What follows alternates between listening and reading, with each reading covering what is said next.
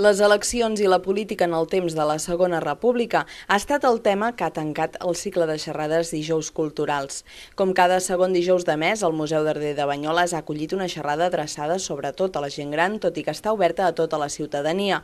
Amb la ponència d'aquest mes de juny es posa punt i final al curs d'enguany, que va començar el mes d'octubre, amb una xerrada sobre la Banyoles subseu olímpica 25 anys després, a càrrec de Joan Solana.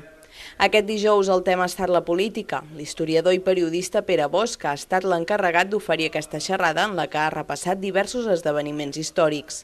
Explicaré més els canvis que hi va haver-hi a l'època de la Segona República, per tant, des del 1931 fins al 36, a nivell de comportament polític i de sistema de partits polítics a Banyoles i en el conjunt de la comarca del Pla de l'Estany.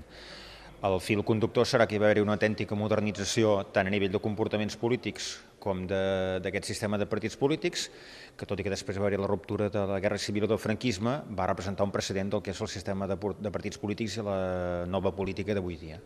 Els dijous culturals es reprendran després de l'estiu de cares a la tardor. L'assistència s'ha mantingut constant a totes les xerrades, amb algunes amb més assistència que d'altres. Enguany, una de les que ha tingut més èxit ha estat una sobre nutrició.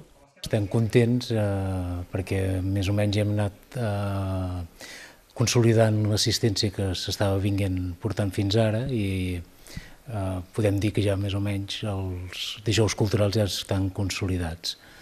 I la idea, avui acabem un nou cicle i de cares al setembre tornarem a engegar fins a desembre amb noves propostes de dijous culturals.